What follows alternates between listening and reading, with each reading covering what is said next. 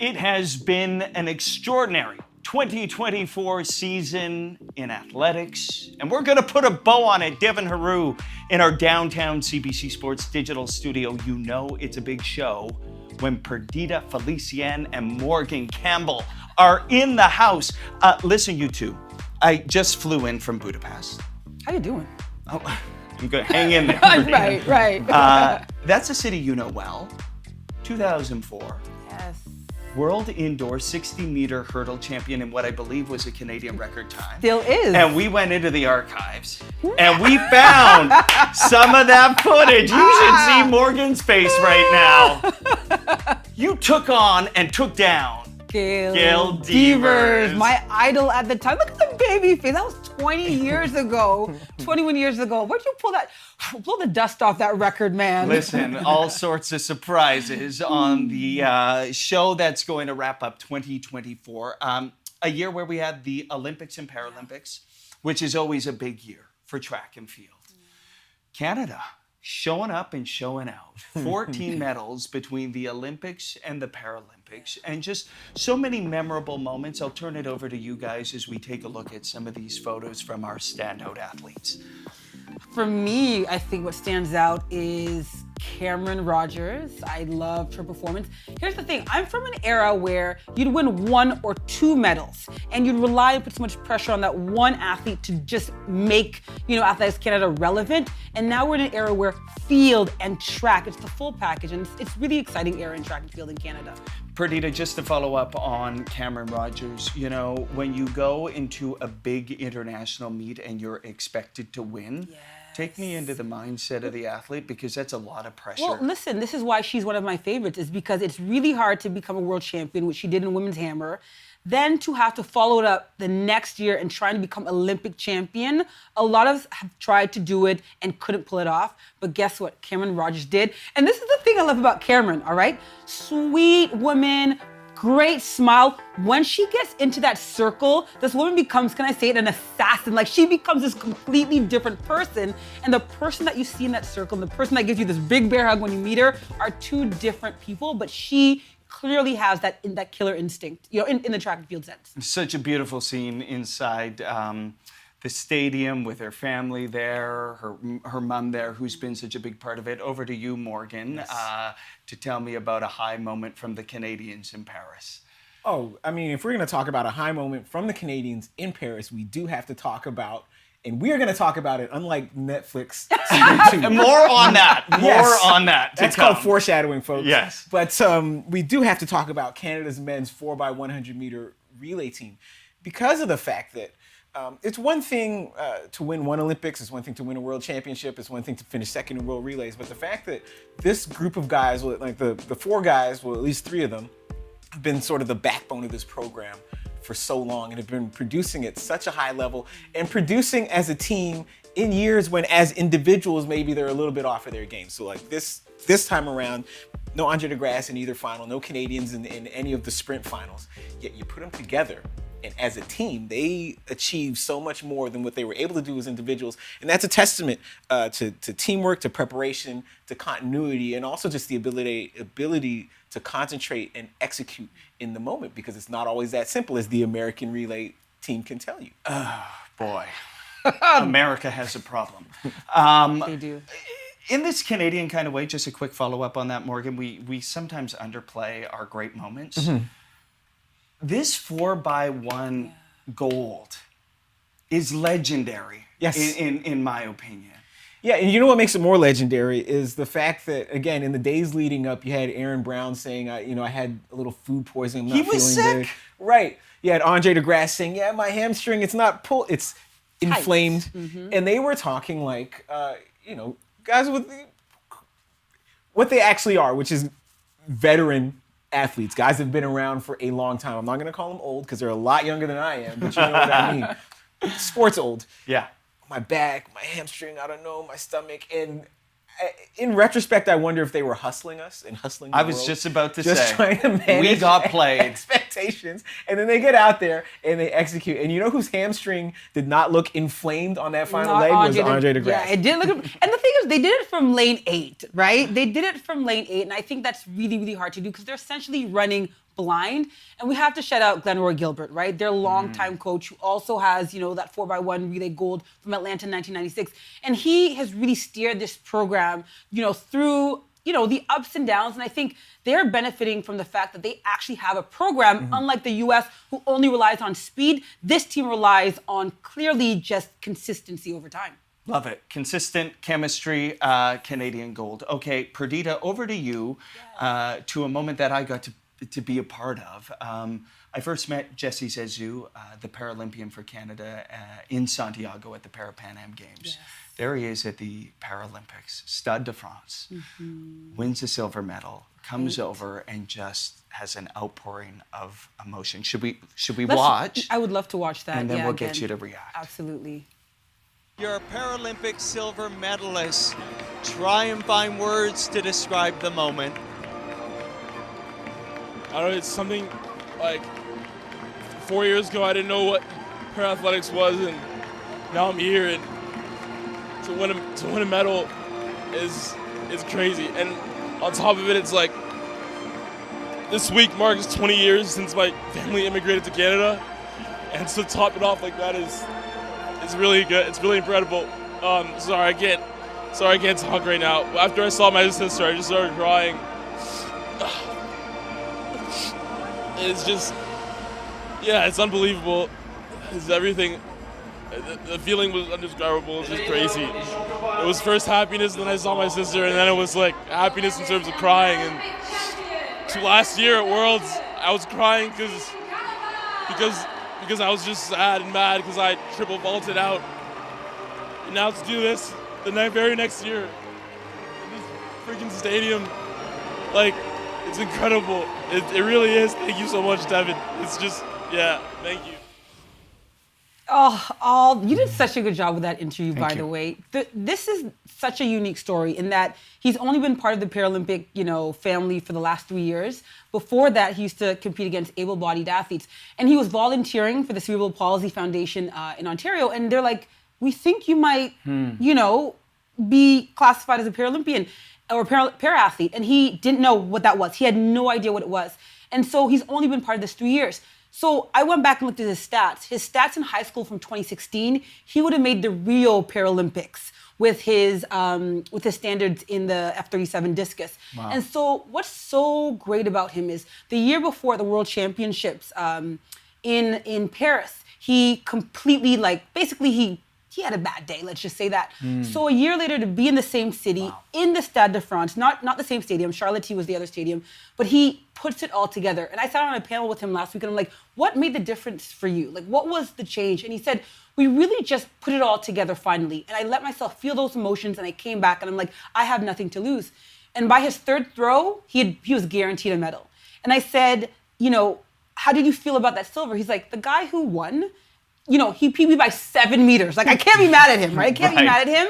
Right. But for him to have, 2 medals, Parapan, like you said, and now this Paralympic silver medal, I mean, it's such an amazing story. Yeah, powerful. Thank you for that, Perdita. Beautiful summation of Jesse Zesu. Okay, so that's a little bit about the Canadians. A couple of weeks ago, World Athletics handing out some hardware for the big awards of the season. On the women's side, Sifan Hassan, extraordinary in Paris. On the other side, Letsili Tebogo, who's a Botswanian hero. Of course, they are named Male and Female Athlete of the Year. Morgan, maybe some thoughts on these two, deserving for sure? Yeah, absolutely. And one thing that clearly those awards reward is range. You have Sifan Hassan, who is a contender, a home run hitter in every event from the 1500 all the way up to the marathon, which I would have to ask a distance running expert. I would think that was almost physiologically impossible to be that good at that wide of a range of events. Like, distance runners talk about every distance race, like you can just pile on more distance and it's the same. But imagine a sprinter being a competitor, a medal contender in the 100 up to the 400 at the professional level. This is not high school. These are professionals. Right. And the same with Letsili Tebogo, who 9.8 in the 100, but also set a world record in the 300 and also ran one of the fastest 4x400 meter relay legs we have ever seen. He is an incredible talent, not just an incredible talent because he's putting it together, obviously, because he beat Noah Lyles. And can I just say, if you put up that shot of Letsile Tobogo, we were talking about this before, like not only athlete of the year, but best dressed jacket, close to Devin Haru standards, might I add. Okay, this man, the flag, the color of his nation, Botswana, and the jacket. Did you give him some tips, Well, I Devin? just got to say, him and I were talking in the mix zone after his win, and I think he was appreciating my outfit. That's what I made out in my mind. Yes. One last word on him. Of course, he lost his mother tragically before all of this. And for him to honor her and to speak so beautifully, he told me about a dream he had the day before the final, that he saw his mom and that she was with him in that moment. I mean, Powerful. I get chills thinking about that right now. Absolutely. Julian Alfred. Who wants to take it? I think both. Okay, we're go at Perdita. This is all you. This is all me. Yes. I was screwed. I know exactly where I was when Julian Alfred from St. Lucia won the Olympic gold medal in the women's 100 meters. It is so special because this tiny island where my mother is from, 180,000 people, and Julian has truly inspired a nation. And I remember I was in hair and makeup at the time, and I'm screaming, and then Andy Petrillo runs in, and she's doing the dance and the jig with me, which is so excited. And the truth is, all eyes were to this woman to her right, Sha'carri Richardson of the American, and she took her down. Julian also won the silver in the 200 meters. But I mean, this is just so historic. The first ever medal in the Olympics for this tiny nation. And I think really, when you think about track and field, you think about these, America, Australia, the United States, well, USA, America, you know what I mean, right? UK. But now we're seeing more smaller nations, nations that you don't always think about as being threats, bringing home the hard win. I think that's such a testament to where this sport is evolving, where it's going. On a brilliant night in Paris with driving rain, she drove right to the finish line. A quick last thought on that, on so many medal winners from so many different countries. You said it inspired an entire island. What can these wins represent for the sport, for people in a place where they may not always win to believe, hey, I can be Julian? Exactly. I think it's one thing to be told and all that, but unless you see someone that comes from your system, someone that's done it, sometimes it's like, well, why not me? And that's the mentality that a lot of athletes, and especially the young ones that are being inspired, are going to be able to see. And the other thing is, Julian is now an ambassador for St. Lucia. She's buying land and property there. She's really showing you that I'm investing back into my island. So we're talking about See It, Be It. That's a perfect segue to Sprint Season 2, isn't it? Oh, boy. Because some of it you might have seen. Other parts of it you'd never know existed. There you go. So let's dig into it, because I think this is in your wheelhouse, Morgan, perhaps. Maybe some overarching thoughts on this Netflix special that is supposed to draw us into the sport, but is it doing that? So there have been a lot of justified complaints about the things that Sprint leaves out, the things that Sprint glosses over, the things that Sprint emphasizes over other things at the expense of other details. And I'm going to set all you guys straight right now, guys and girls, men and women. Some of you are of the mistaken belief that Sprint is a documentary series that aims to tell a story. I thought it was. No, Sprint is an infomercial. And every sports documentary you see on Netflix that is produced in collaboration with a league or with the subject of that documentary is an infomercial, or it's an attempt at image rehab, or it is both. So Sprint sort of purports to tell us the story of a season in the life of world-class track and field. But what Sprint actually is just an attempt to sell Americans track and field using some really big names and using some rivalries. Like, it's not a coincidence that everybody, one, that they focus on sprinters because that's what Americans do well. And two, that even the secondary characters, they all speak English because they're not trying to go over and translate French, translate Swahili, because if they'd done this about distance runners, then you got to have somebody that speaks Amharic. You got to have somebody that They'd have to call it a different thing entirely. Yes. You keep it simple, but again, you puff up certain people. So now, an example.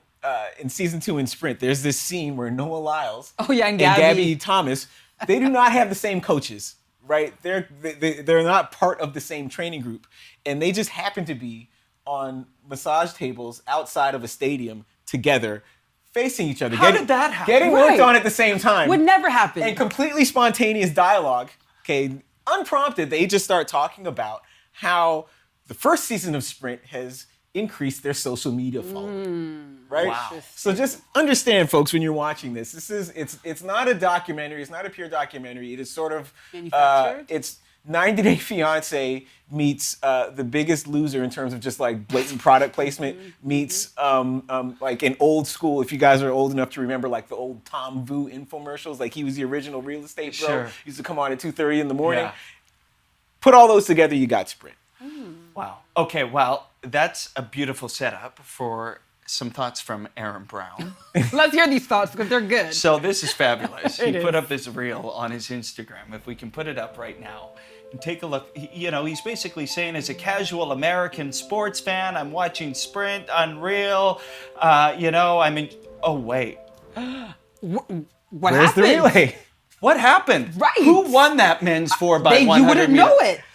Canada did. But this is the thing, right? So maybe you were speaking to me because I really thought it was going to be documentary style. I mean, I watched the first season, and you're right, it is an infomercial. But what doesn't work for Sprint 2 is the fact that the USA lost the 4x100 meter gold. So in their mind, why show it? Why even bother? If you are part of that men's 4x1 team, if you are a Canadian, if you're a Canadian sports fan, I'm insulted because you need to show that. You should show that. I was insulted. Absolutely. Yeah. You're not telling the whole story, but it works really to what you just said in that they don't care about really what happened. They care about manufacturing the storyline and creating whatever vision that they want people to have or Now, impression. here is where, and this is, I will accept the fact that it's an infomercial. So my standards for the quality of the storytelling go way down because I understand it's an infomercial. Yeah. But because there's Sprint really heavily employs heavy-handed revisionist editing, right, and rearranging of facts. Okay, I accept that. So here's the problem with Sprint is that early in episode 1 of season 2, they were talking to Noah Lyles. And Noah Lyles says, yeah, I want to win 4 gold medals, 100, 200, both relays. Fine. But now, if you have him setting up the relay in episode 1, you got to pay that off in episode 3 or 4 or whatever. Sure. And now, if you, as the producers and editors of Sprint, wanted to gloss over the fact that the U.S. lost the relay, that's fine, but then just cut out that 30 seconds of Noah Lyles talking about it. Talking about the 4. Do not stoke people's expectations just to leave us all hanging later on. It sounds like we're going to be employed for season 3. And what a different story and show that would be. Okay, quick word on gimmicks. I Show Speed versus Noah Lyles. Now he wants to take on Sha'carri. Do we even need this? Really quick. This is a byproduct of the social media era that tells us that I'm gonna borrow a phrase from a man Cathal Kelly at the Globe and Mail, that arrogant amateurs have merit. This is not different from Conor McGregor fighting Floyd Mayweather or just anyone on social media who rebrands himself as an expert on anything. The truth is, like, these guys can race each other and it's not interesting because they already had an influencer track meet and nobody's building an evening around watching a bunch of dudes run 12 flat, and those are the fast ones, watching a bunch of dudes run 14, right? We don't And like so it. the only thing We that's don't like interesting it. is setting these guys up against established stars, but the established stars are so much faster that it's not that interesting. So like the influencers versus actual track people has even less of a half-life than the influencers boxing against each other. And I expect this novelty to wear off very quickly. I Don't hope like so. it. Are you offended? I don't like it. Perdita, It's a waste of time. It's a mockery. How do people talk to you about your sport? I mean, Well, to me, I just don't feel like you kind of make a mockery of the sport. Who are these people? Are they training the way track athletes train? Is it their full-time job? Waste of time. Get off my YouTube screen. Get off my screen. Next. next. Okay, perfect. I'm moving on. Not you. That was not for you. It was about them. Let's go to the land down under. Yes. Because Yes. I don't care what you call him. Gout Gout, GG. GG. Doesn't matter what you call him. He's fast. Yes. So he's a 16-year-old. I'll let you two talk about it because isn't this beautiful to watch? You know what? I just love this storyline so much, right? 16 years old, now owns the world record for the fastest 16-year-old on record, 20.04 seconds. That will make an Olympic final. That will make an Olympic semifinal, right? Olympic medal even in Might past win years. Canadians. Definitely many times over, right? But what I love about him is the fact that people are saying, oh, the next Usain Bolt, which honestly, we hear them a lot, and then it doesn't pan out. But I think if we are going to go that way, this young man, for me, legitimately has a shot to kind of be the next Real deal. And okay, so at 16 years old, or in 2003 on this same track, 2013 for Usain Bolt, he just ran, 20.04. That tells you he's a tenth faster at this time. Morgan? I don't have it with me. It's a big bucket of cold water that I bring. Hater. This is not to Look hate. at those stripes, Come Morgan. on. This is not to hate on Gout Gout. This is cold water for the rest of y'all. Because my concern is that Gout Gout doesn't get to be the first Gout Gout. Gout Gout has to be the next Usain Bolt. That's fair. And Oh. the way fair. that, and because his story good now, point. That's a good point. because among the track nerds understand that like the age group results don't always accurately predict what's going to happen at the senior level. That's Because fair. otherwise, the fastest U14 would be the fastest U15 would be the fastest That's fair. senior. And the truth is, people just mature at different levels. Some people bloom early, some people bloom late. And this is why, like, the only thing, not the only thing that really matters, but if you're talking about success at the adult level, that's what it is. So my advice would be to just enjoy what he does at every single level without trying to make him the next Usain Bolt. But Usain Bolt believes it. Usain Bolt That's- himself has yeah. said, this is the next, he looks like me. So that doesn't help. So Yes, I got it some, does. I have some cold water for Usain Bolt No, too. you 'Cause leave him alone. My other problem with setting it up this way Yeah. is that we in the media, especially the further away you get from track nerds, the more this gets into the mainstream. It's a very binary definition of success. Either you win a gold medal or you stink. Yeah. Either you are the next Usain Bolt or you stink. And the truth is, it doesn't matter how fast you are at these different stages along the way. Like if you are the best 100-meter runner in the world, then you're going to peak somewhere in the 9.7s. And that is, so if Gout Gout peaks at 9.8, he is not a failure, but we have already set up Right. this system still where an he has honor to to be run. compared to He Usain has to run Bolt. 9. I'm not talking about Still an I'm not honor. talking about amongst people that actually follow the sport. I'm talking about how his story gets portrayed in the mainstream. So now we've set up this thing where if he doesn't run 9:58 in Right. 1919, he has somehow failed. When you get because this is where the this He is might where break the- those records, but though. this is He where might the- break but those this is- But records. this is where the Ariane Knighton discussion is going to wind up heading. Is if he doesn't break Usain Bolt's records like he did at the But they age group said it level. about Arian Knighton, by the way, who has not panned out to the way people But said he's that. having a very good career. He has not panned out. Like if you run There's some 19.7, asterisks you beside run his 19 name. so but- like Gout Gout, if he grows up to run 9:79 and 19:30, he has had an outstanding career. There's only one or two people in every generation that do that. Yeah. But if he doesn't, what I'm saying is now if he does not equal Usain Bolt, because we've already said he's the next Usain Bolt, if he doesn't equal Usain Bolt, somehow we're going to say his career has not panned out. He's fallen short. And that's an unrealistic standard. It took all of human history to get to the first Usain Bolt. And so to think that 5 years later, 10 years later, 15 years later, we're going to get another Usain Bolt, that's asking a lot. We'll revisit this in 10 years. Yeah, can we be back here in 2020? We will keep 34? this tape. Yeah, we will. And we are going to look forward Yeah, now. and see, and now all you guys are saying Morgan's pooping on Yeah, you Gout Gout. are. And I just sat here and said he could run 9.7 and 19:30. That's an outstanding career. And so the problem is y'all's expectations. You're Because throwing how many cold water people- on No, not on Gout Gout. Because On I us. think On us. on everybody else. For the great come get this expectations cold water. for you. 2034, Like I here we said, come. I 2034. could not bring it in the studio because it's too much equipment. Hold the tape. We'll be back. 2034 is a long way away, but 2025 Is is not. upon us. Yes. So let's talk about what's going to be a big year, because this seems to be a great time to be a fan of athletics, but also be an athlete. Yeah. Because they're getting paid. They are getting paid. And they have opportunities to get Yes. paid. So let's look at the international schedule. The Grand Slam circuit, Yeah. thriving, seems to be as competitive as ever. Yeah. Grand Slam track, I'm fascinated to see how this pans out. Of course, they're going to go to the National Stadium in Tokyo, that beautiful stadium that was completely Yes. empty for the Olympics. They're Yeah. going to get there. It's going to be rocking. 2025 feels like a big year, Perdita. It's a massive year. Listen, this is a great time, like you said, to be a fan, but also to be a track athlete. Also, think of what just happened in 2024 with Athlos. That was my favorite track meet by far in New York. Megan Thee Stallion was performing. You get a Tiffany crown. There's a red carpet. Like, the athletes were treated like stars and the goddesses, and it was all women-led, right? That they are. And I think if you are part of this sport now, you're looking at opportunities. You're looking at now your brand, your name being out there. I think what track and field athletes of old and young want is really for us to be mainstream. We have our niche fans. We have our people who love us.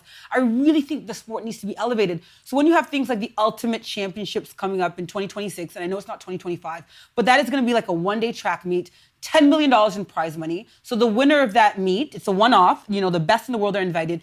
You get $150,000. That's the biggest payday that any track field, at least on that World Athletic level, has ever had. And so for me right now, I'm excited. I kind of want to take off, my retirement clothes and go and get my old. It's not an announcement. It's not a comeback. No. I was about to tweet this out. Breaking news. For $150,000, I can be bought, okay? But to me, right now is the time, and I'm just really excited to be a fan more than anything and cheer on the athletes. Morgan. Yeah, I'm really fascinated to see how Grand Slam track winds up coexisting with the Diamond League. They were smart enough to try to get all these meets out of the way before the peak of the summer. Yeah. But there are still a lot of questions about that. The thing that always fascinates me about track and field is what qualifies as big money. So you have $12.5 million for all these athletes for a whole season, and that is huge money in track and field. What does $12.5 million get you in the NBA? Like backup point guard? Ouch. You see what I'm saying? I know. The cold water continues the game at a different reality check. It is. But these reality checks are needed. important. Yeah. Yes.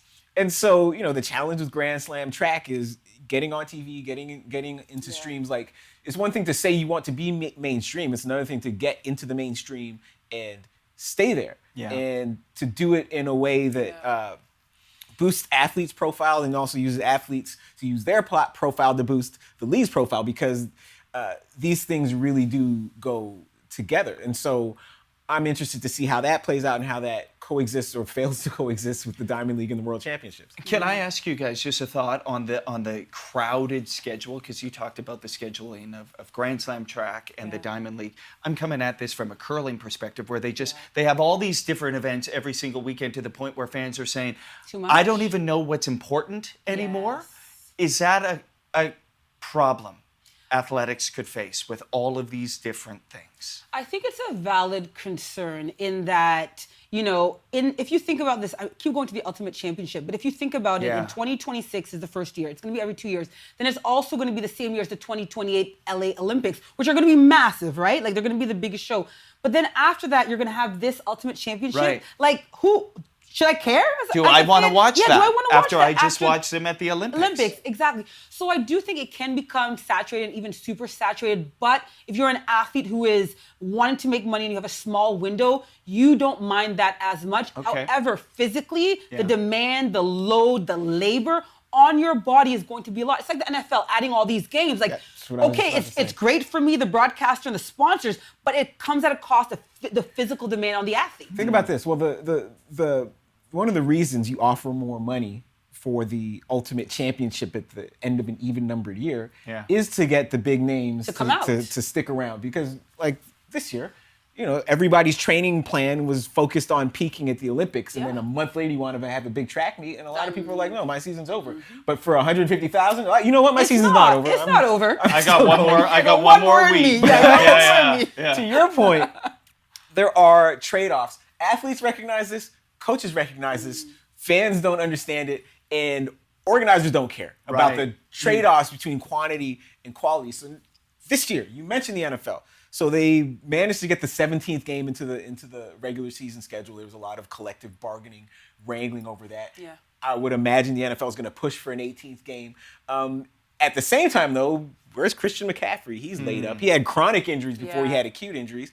The NFL, they got Kansas City playing on a Saturday. Yeah. And then they're going to turn around and play on a Wednesday. That's a short turnaround. No. Patrick Mahomes is hurt. And you can act like that athletes, that the schedules and the injuries are just incidental when they're not. These are real risks. There's only so much you can ask for somebody's body. And if you want more and more and more, you can get more and more and more quantity, but the quality is gonna suffer. Like, someone who runs 9.7 can't run 9.7 every week of the year from May until September, right? And so, but this is what they're asking for, and there are going to be some trade-offs, and I hope people are ready for some trade-offs. It's going to be really fascinating to see how that pans out. Okay, winding down, Lord, Seb Coe, president Yes. of the World Athletics Association, of course, is on a full court press right now to be the president of the IOC. In a recent interview, he said, I've been training. We know how hard he trained.